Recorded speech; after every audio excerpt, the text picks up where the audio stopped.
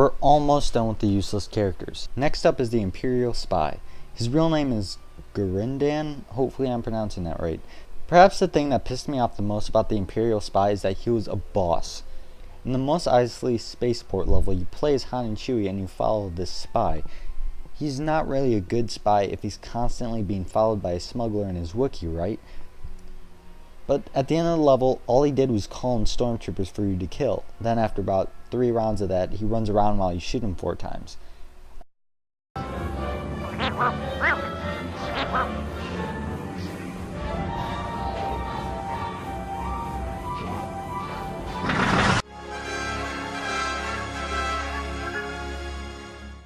Good news, this guy is the last playable character that doesn't do anything, and I put him above the others for the sole reason that his name is so ridiculous.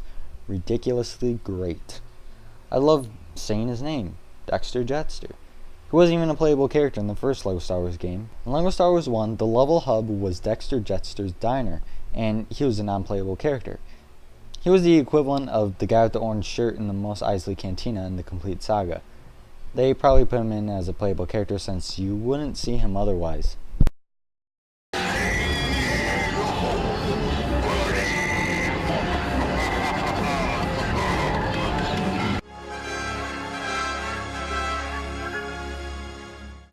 Finally, we're done with the characters that don't do anything. Now it's time to get to the characters that almost don't do anything, and I'm starting with TC-14. Sure, protocol droids have their own panel and you need them to complete quite a few levels, but that's about it. They can't jump, they can't attack, and they also move a lot slower than most other characters. Since there are only 2 different protocol droids as playable characters, I put TC-14 behind the other because TC-14 doesn't look as pimped out as the other, and the betrayal over Bespin level, I think TC-14 seduced C-3PO. I realize that the silver protocol droid in that level probably isn't the same TC-14 due to the fact that there may be multiple droids to one series, and The Empire Strikes Back takes place about 30 years after the Phantom Menace, but I'll take what I can get.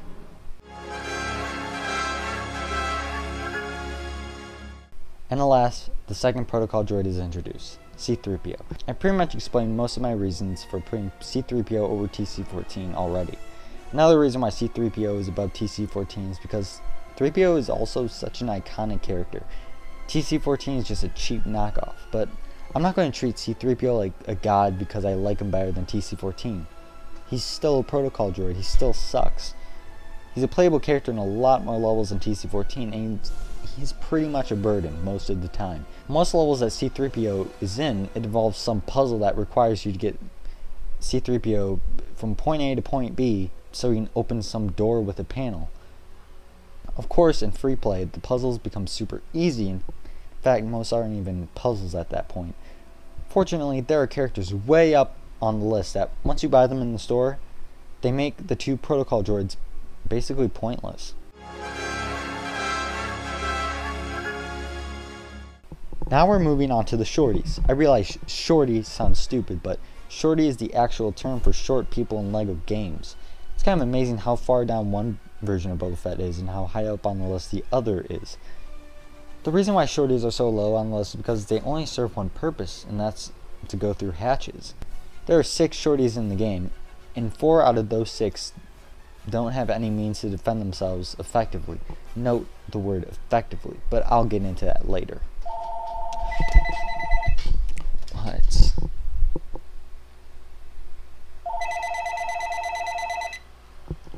Excuse that.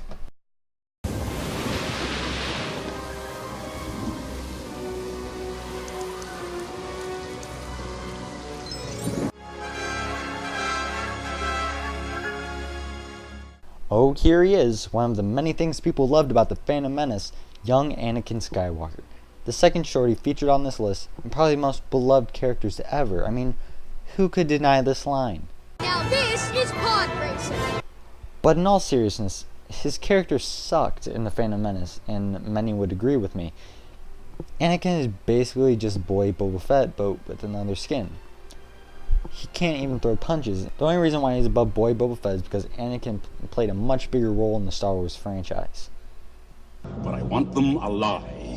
No disintegrations. As you wish.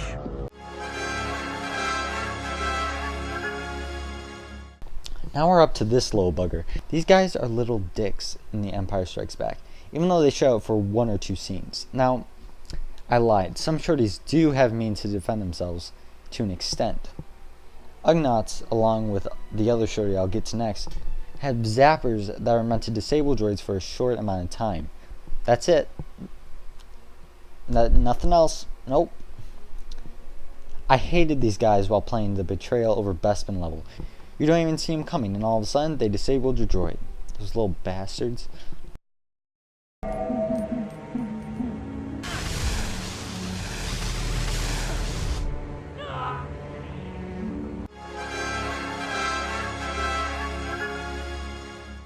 The last shorty in this section, the Jawa. Now, these guys are probably worse sticks than the Ugnaughts, but I place Jawas above them because Jawas play a bigger role in the movies, at least a little bit.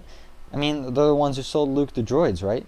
Also, Jawas are more subtle with their dickishness. There was a whole scene where Ugnaughts, using 3PO's head, played a game of keep away with Chewbacca.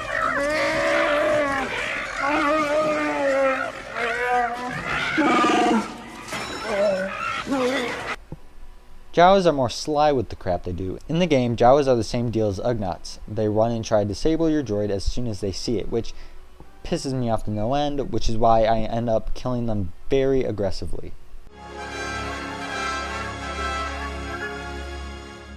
Finally, the first character with a legitimate weapon, the battle droid. You cumulatively destroy about 1,000 of these when you try to 100% this game like I did. You get sick of them, I'll tell you that much. But they aren't that fun to play, to be honest. They can't even jump, and they don't have auto-aim. I'm not sure what the official term for auto-aim in this game is, but that's what I call it. Auto-aim is when characters lock onto enemies without necessarily needing to face them. Han Solo is a good example of a character who has it. Battle droids are not.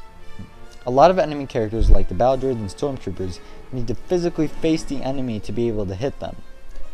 You can see why no one really plays as a battle droid, right?